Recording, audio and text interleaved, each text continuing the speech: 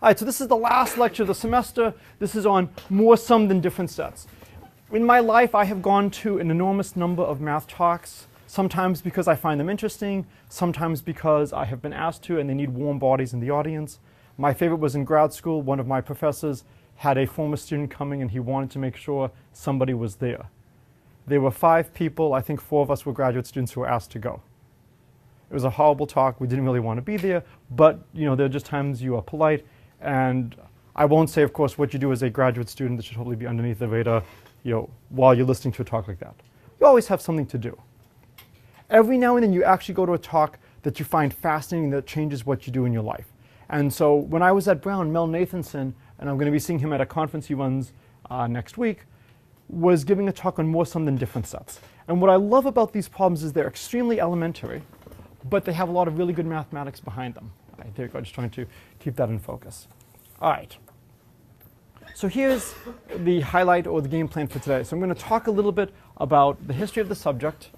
I'm trying to just keep this somewhat in focus. There we go. All right. So I will talk a little bit about the history of the subject. And I'm going to talk about some main results and proofs. There's a lot more than we're going to get into in 40, 50 minutes. If you want to talk more about this, let me know. I have published a lot of research with undergraduates at Williams and elsewhere in this subject, appearing in good to top journals in mathematics. These problems are extremely accessible. If you are looking for a thesis, if you're looking for a project, these are things you can get involved in very quickly.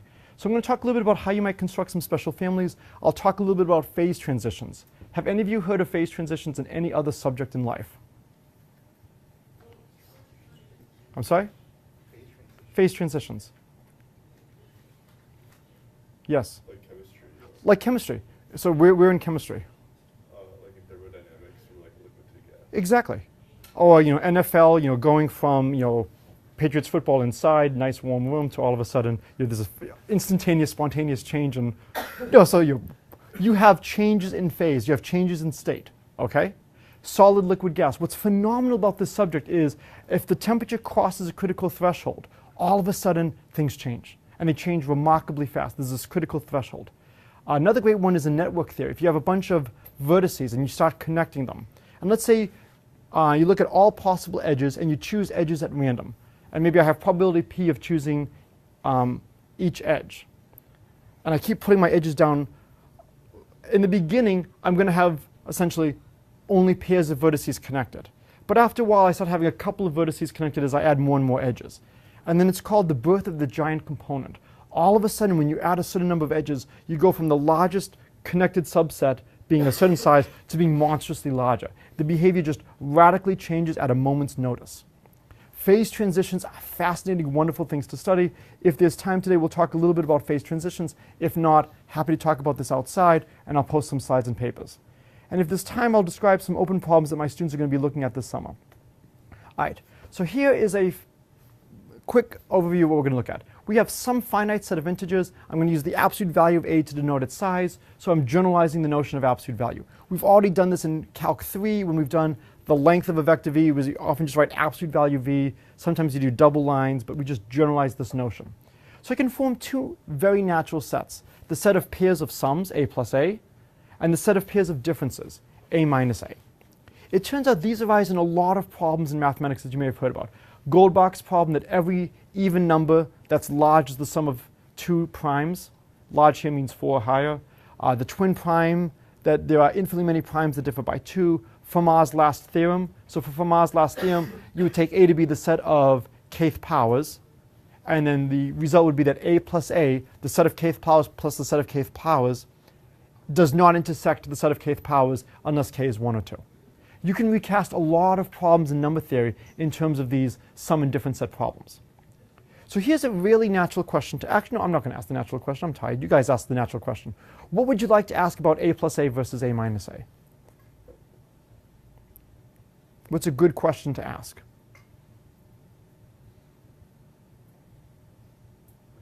Which is bigger? So somebody give me a reason why a plus a might be bigger. Yes? A lot of the numbers are the same distance apart. So which numbers?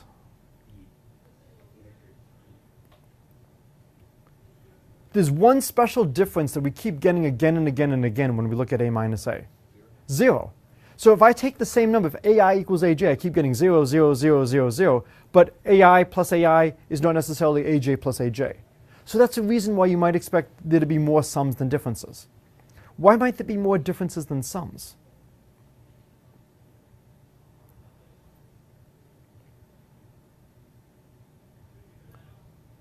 So if you take the numbers 3 and 5, how many sums do they give you? What's 3 plus 5? Oh, 3 plus 5 is 5 plus 3. 3 minus 5, negative 2. 5 minus 3, 2. So if you take distinct numbers, they give you different differences. They give you twice as many differences as sums. So we've talked a lot in this semester about grouping things, about using the commutativity of addition. We did this when we were talking about sums of chi-squared random variables. And we said, well, look, if we could show chi-squared plus chi-squared is chi-squared, we can then just march down the line by grouping things. And so again, I'm trying to choose topics that allow me to review everything we've been doing. So addition is commutative, subtraction is not. This does cause fundamental differences. All right, and so we say a set is difference dominated, not surprisingly if it has more differences than sums, balanced if they're equal, or sum dominant, or more sum than difference set if there are more sums than differences. And it was believed that almost all sets should be difference dominated, that it should be very hard to find sum dominant sets as you keep searching. And so we talked a little bit about why this is the case. So here are two natural questions. Do there exist sum dominated sets, and if yes, how many? So what we could do is maybe look at all sets whose elements are chosen from 0 to n, and maybe we flip a coin, and with probability 1/2, we choose the element 0 to be in the set, 1 to be in the set, 2 to be in the set, 3 to be in the set. And we see what fraction of sets A have more sums than differences. So what do you think happened when people did the numerics? Do you think they found any sum-dominated sets?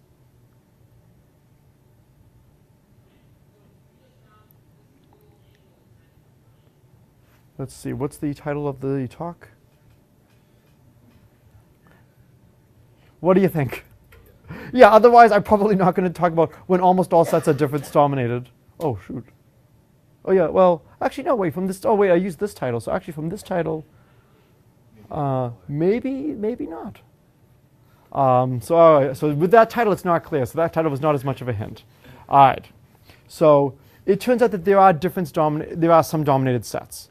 But when they did the numerics, it was very rare. Almost every set was sum dominated. And so they conjectured that in the limit, almost every set that they looked at was difference dominated. The number of sum dominated sets was very rare. So it was conjectured that in the limit, 0% of sets are sum dominated. 0% does not mean finitely many. So if you want to count how many primes are there up to x, the number of integers up to x is x.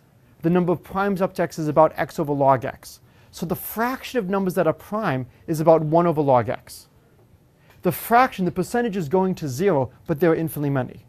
An easier question is if you want to count how many perfect squares are there up to x, is approximately square root of x. 1, 2 squared, 3 squared, 4 squared, all the way up to square root of x squared. So if you look at what percentage of numbers up to x are perfect squares, it's about root x over x. It's about 1 over root x. It's going to 0. So just because you go to infinity does not mean a positive percentage. Just because you're 0%, however, does not mean there's only finitely many. So people thought that there were infinitely many sum-dominated sets, but they thought in the limit it would be 0%. And so here are a couple of examples. The first goes back to Conway from the early 1960s. Here's another one. The examples are getting a little bit bigger. With computers, it's not that bad to do some searching and find them. But the percentage is small, so that it does take a little bit of runtime to find examples. We now have constructions of infinite families that are sum-dominated. But these are very sparse families. Most of the subsets of, say, 0 to n are difference dominated. So here's the key observation. If you take an arithmetic progression is balanced. Now I realize almost none of you will ever do anything again in your lives with more sum than difference sets. And so the question is, why am I doing this? It's not because I've got to fill up 40 minutes of lecture, right? This illustrates a really good idea. The idea behind this is essentially the same idea as one of the early steps in the central limit theorem. What's one of the first things we do when we're trying to prove the central limit theorem? What do? We what? We write down the definition. So we're looking at the sum of x1 through xn. What do we do to that sum?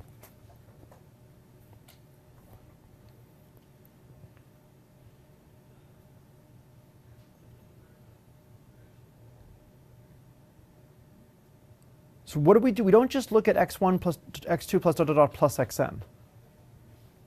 We do something to that sum. We divide by the standard deviation, and what else do? We subtract. This should be instinctive for you. No matter what problem you look at, you want to standardize, you want to get to what's the natural object to look at. So again, one of the reasons I want to talk about this is because that's step one. If I have an arithmetic progression, that means there's a common step size between all elements. And there's a common starting point. So maybe I start at 5, 6, 7. Does it matter where I start? Does that affect the number of elements in my sum set? Does it affect the number of elements in my difference set? If I shift all my elements down by 5, I shift all the sums by 10. I don't change the number of elements, I change their location. Do I change any of the differences if I shift by 5? No, because it washes out. So I might as well assume that my arithmetic progression starts with what? 0. What might as well assume is my step size for my arithmetic progression? 1. If it's not 1, if it's 2, I just divide everything by 2.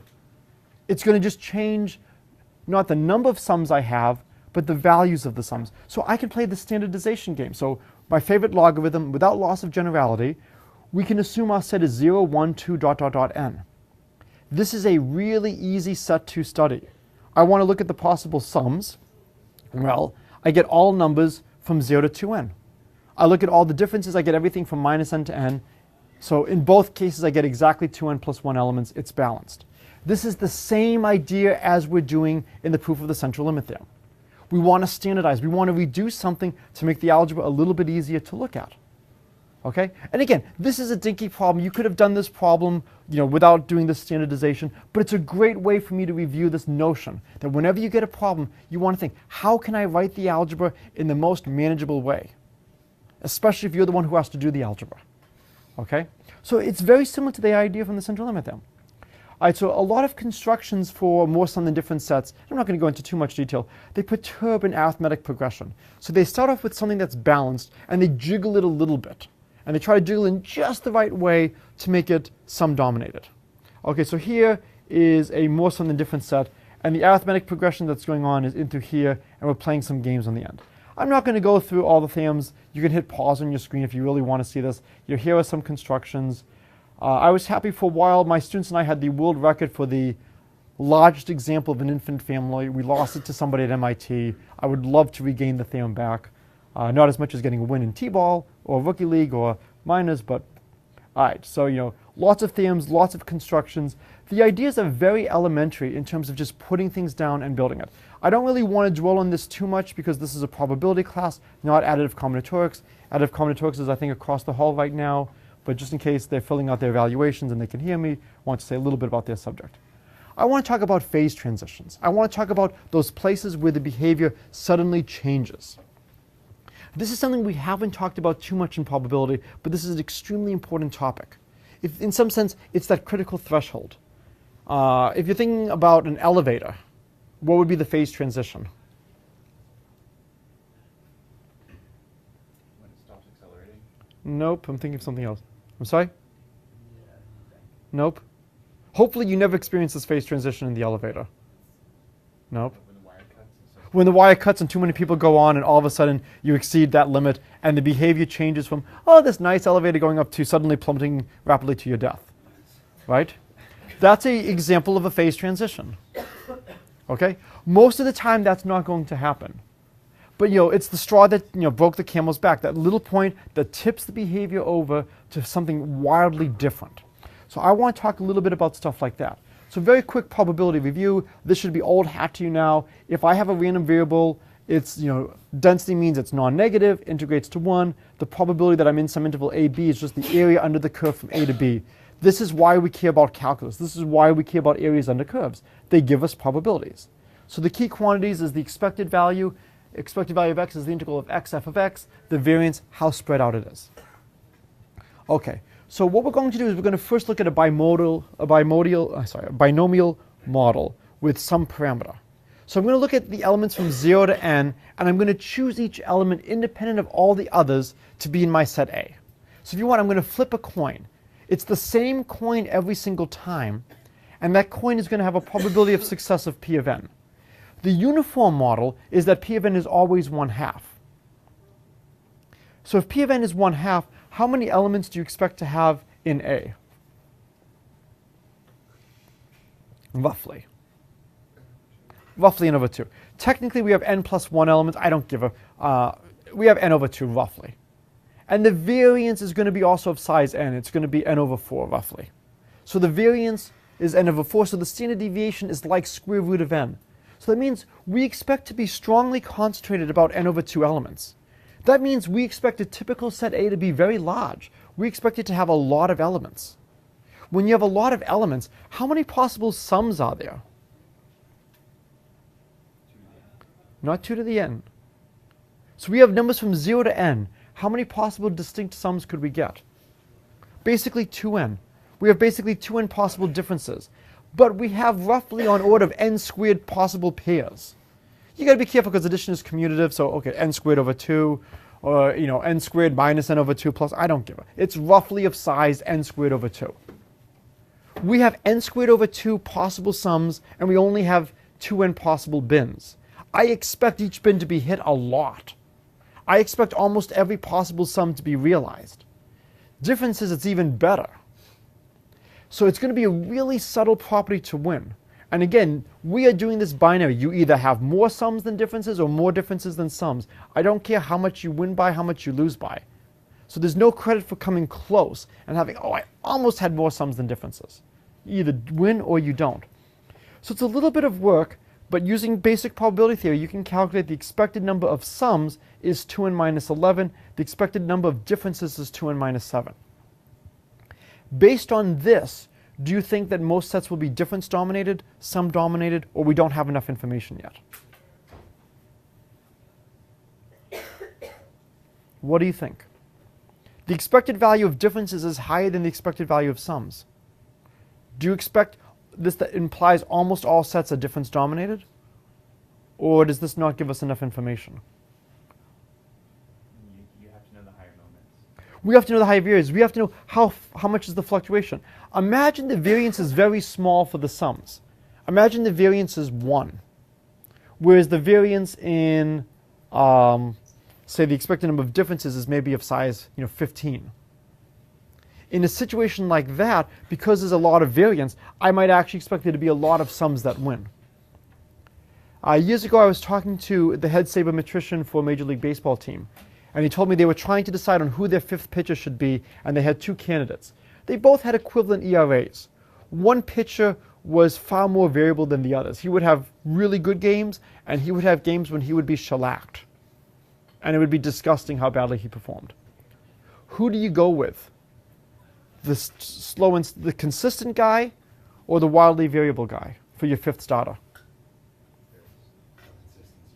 I'm sorry? How consistent is your hitting? This was not a good team, so that it was consistently bad. You go with the wild guy. You expect to lose when you put your 5th starter on the mound. You're not expecting a good game from them. The chance of having a really good game outweighs the fact of you're expecting to get a bad game. In a situation like that, you want wild variations. So in problems like this, it's not enough to just know the mean. We need to know the variation. Now, unfortunately, the mean is a lot easier to calculate than the variance. What is this great thing that allows us to calculate means easily? What principle allows us to calculate means easily? Not moment generating function, because I'm going to have sums of random variables. I'll have a random variable that will detect is 0 in my sum, is 1 in my sum, is 2 in my sum set, is 3 in my sum set.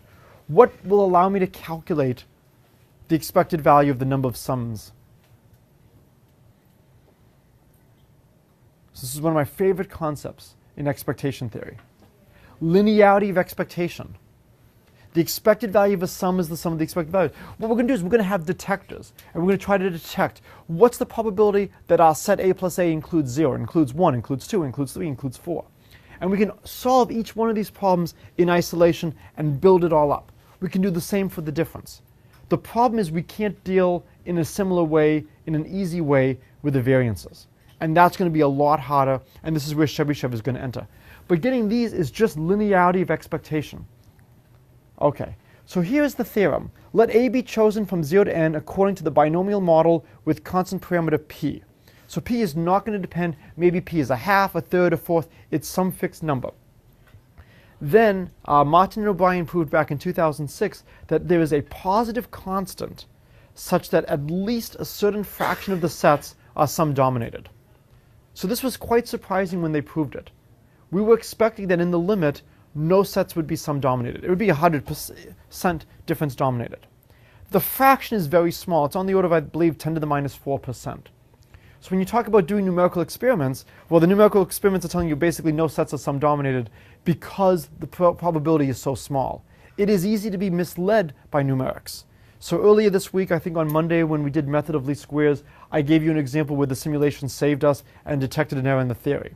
This time the simulations were going in the opposite direction. The two subjects need to work hand in hand. You need to do theory, you need to do computations.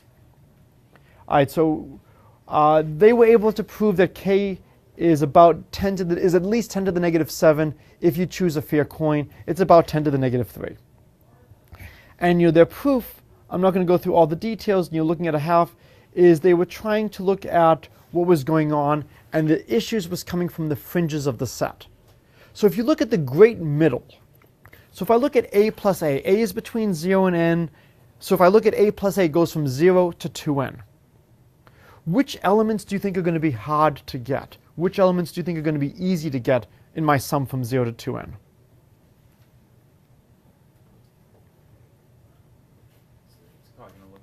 It's going to look something like a triangle. Where have we seen a triangle before? Sum of two uniforms, when we were rolling die. There's a lot of ways to roll a 7. Ain't that many ways to roll a 1. Or a 2. Okay?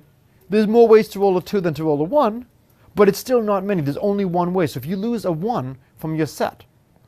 So if we look at the set 1 through 6 plus 1 through 6, we get all the numbers from 2 to 12. But now let's say we throw away the number 1 and we throw away the number 5.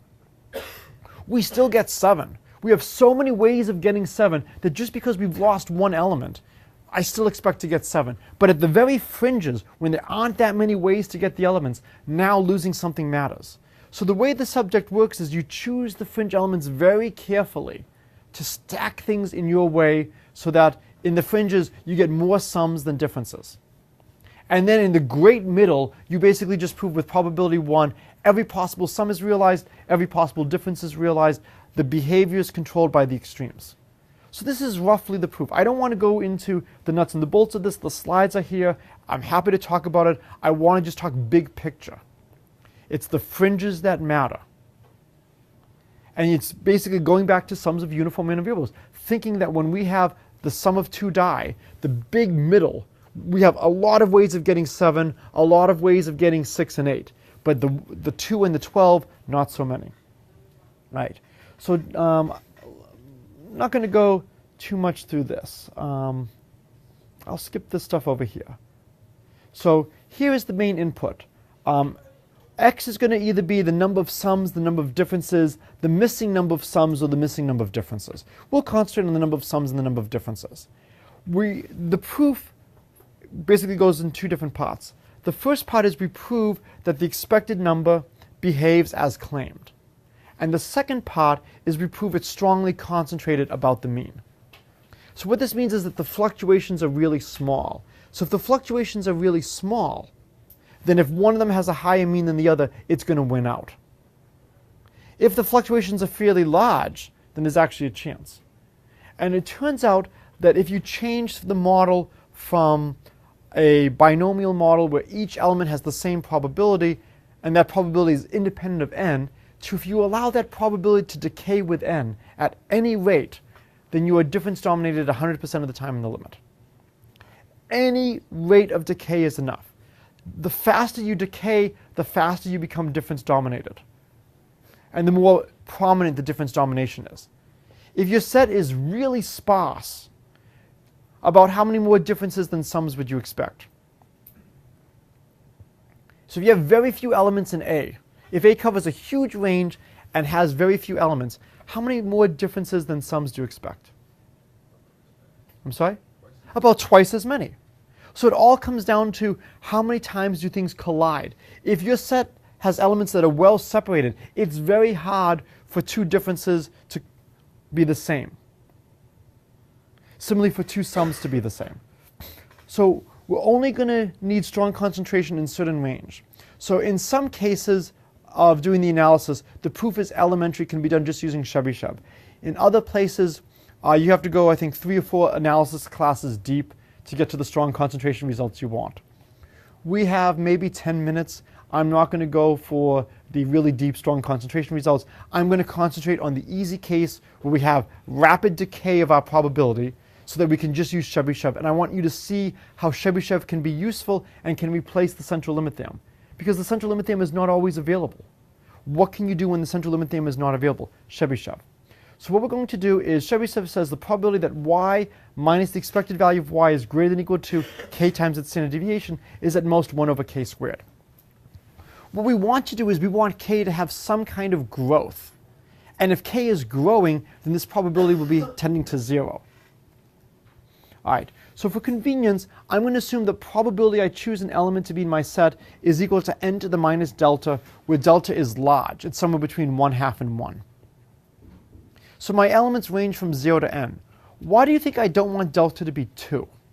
Why do you think I don't want the probability of choosing an element to be 1 over n squared? Isn't it because we've already, if delta's 2, we can just divide everything by 2 and bring it down to 1. Well, no, this is now the probability of choosing an element. That's different than where the elements are. How many elements do I have as candidates? I have basically n candidates, right? If the probability of choosing an element is 1 over n squared, and I have n elements, how many elements do you expect to have in your set? 0. I really do not want to spend much time analyzing the empty set. Okay? Its properties are quite well understood. I need elements in my set. So if delta is too large, my set's going to be empty with probability 1. There's nothing to analyze. I need delta to be less than 1 for things to be interesting. The smaller delta is, the harder the analysis is, because the more elements there are in the set, the more likely it is to have things combine to the same quantities. But when delta is large, you have a lot of elements in your set, but they're well separated, so it's tough to combine. So we now introduce the independent identically distributed binary indicator variables. So little element n is going to be chosen to be in our set with probability n to the negative delta, and it won't be in the set with probability 1 minus n to the negative delta. So we've seen these indicator variables before, we're seeing them again. We saw them when we went from talking about binomial to Bernoulli processes. Oh, no, sorry, Bernoulli to binomial. And so now I'm going to let x just be the sum of the xn's. This will be the number of elements in my set. And its expected value is n to the 1 minus delta. And you can see from this why we want delta to be less than 1. All right, so here's a lemma. Let's let P1 be 4n to the negative 1 minus delta, and I'm going to let O be the number of pairs mn, where m is less than n, and they're both in the element, they're both elements of A. If I'm talking about adding two elements, I might as well assume that one of them is larger than the other. It doesn't really matter which one I choose. There is the case when you choose two elements that are the same, but there's so few times when the elements are the same, it's a lower order case. We can deal with that separately. So the question is, how many pairs do I have? And I claim that the number of pairs I have for O is in this range. Why is this true? Well, if I know the number of pairs I have for X, basically knowing how many elements I have in X, I can get how many pairs there are. So the proof is very straightforward. By Chebyshev, I know that the variance of X, the sum of my independent identically distributed binomial random variables, is n times the variance of each one of these. My variance is small, so with very high probability, X is going to be concentrated here. So I'm just using Chebyshev to say that the number of elements in my set is strongly concentrated about n to the 1 minus delta. I could do better than this. I could use the central limit theorem here. There's no need. Once I know how many elements I have, I now know how many pairs there are. All right, so now what I want to do is I want to look at the ratio of how many differences do I have to how many sums do I have. And so there's a nice lemma here that quantifies with the given probability that this ratio is a certain amount. So this is where things get a little bit difficult. So the step one is to show that the expected values are what you expect. That the number of pairs I have, each pair gives me a distinct difference. Each pair gives me a distinct sum. That it's very unlikely for two pairs to combine and give the same thing. So that's the main term. The lower order term is not going to really matter in the limit. It's going to be a small correction to the mean. Just because this is twice as large as this, it's not enough to say that I have, with high probability, more differences than sums. I need to control the variance. If each number is tightly concentrated about its expected value, then they'll be well separated. So imagine my number of differences is here, my number of sums is here, and my hands indicate my error bars. They are so well separated, I'll have more differences than sums. But if it's like this now, my mean number of differences, my mean number of differences is larger, but the error bars are overlapping, and yes, maybe I could have more sums than differences some of the time. So the difficulty is not from the diagonal terms, it's when I have two pairs that give me the same difference. And you can do the same argument for pairs that are of the same sum. I'm not going to go through all the details. You don't want to see all the details. I don't want to show you all the details. We're all in agreement. I want to give you enough so you have a sense of what could be done, and that if you cared enough, you could follow it. So I'm going to introduce a new variable, y m n m prime n prime. It's going to be 1 if n minus m equals n prime minus n prime. So again, if two pairs are giving me the same difference, it's 1, otherwise it's 0. I need to know how many times do I have a repeat difference. There's a lot of advantages with using standardized notation. I'm assuming m is less than n, m prime is less than n prime, and m is less than or equal to m prime. So it's going to matter whether or not m equals m prime or not. If they're distinct, I have 4 free indices. If they're not distinct, I have 3 free indices. And it's going to just affect the behavior a little bit. And so now all I want to do is I want to estimate how large is y. And it's okay if I have an upper bound as long as it's still very, very small. And I can then use this to control my fluctuations about the expected number of differences. Because again, if I don't have pairs that give me the same difference, then I'm getting 2 new differences for each pair, and I know exactly how many things I have. So the claim is the expected value of y is at most a certain amount, and its variance is bounded. All right, and so let me just go through. So we're going to use the variance of u plus v is at most twice variance of u plus twice variance of v. So this is a nice theorem to prove. It's a little bit easier if instead of 2, if you put numbers like 3 and 4. It's a nice exercise. What's the smallest number you can put in? And so now I'm going to write my sum of y's as the sum of u's and the sum of v's, taking into account when is m the same as m prime and when are they different. And so now the variance of u is going to be the variance of the u's plus twice the covariances. We haven't done much with covariances. It's good to see at least a little bit. Why is it so nice to have independent, identically distributed random variables? The covariance terms are 0, and the variance is a lot easier to estimate. Now we have to go through and we have to deal with the covariance terms. And so now we just go through and we start looking at the variance and the covariances of each terms. And so we look at all 8 terms different, 7 indices different, and we just keep going through all the stuff. It's tedious, it's time consuming, but it's doable. This is overestimating the number of pairs of y that have the same difference. We don't care. The bound is going to be so small it doesn't matter. Okay? So, when you're trying to do certain estimates, you only need an estimate good enough for your purposes. We could get a better estimate, but it's not going to serve us well. If you're American Airlines, do you measure your revenue in millions, billions, or trillions of dollars? What do you think American Airlines measures revenues in? Probably billions. I don't think trillions, but I think probably billions. If you're American Airlines, do you care about $10,000? It's the same as the credit card companies. Those small little fluctuations, they don't really matter. A small estimate, this thing is going to be at most, fine. Don't worry about it. Okay, I'm going to skip this section on generalizations. There is a phase transition when the probability P of n starts to decay at any rate. And in fact, when the decay hits n to the negative 1/2, that's where the phase transition occurs. I want to talk a little bit, oh, sorry, it was in this section right here. Yeah, oh, sorry, it's right here. Okay. So I want to end with a very interesting plot. We've talked a lot about different distributions over the semester. Here is a strange distribution. This is looking at, I'm drawing my sets A uniformly from 0 to n, so every element has a 50-50 chance of being inside. We showed, or I said, that the expected number of sums is 2n minus 11. So almost all possible sums are realized. So an interesting question could be, well, how often do I get all possible sums? How often am I missing one sum, two sums, three sums, four sums, five sums, six sums, seven sums, etc.? And so we did a plot. And we eventually turned this plot into a theorem. This is experimental values of mk. The vertical bars are the errors. It's really hard to see that they're vertical bars because they're often smaller than the dot. Do you see anything interesting in this figure?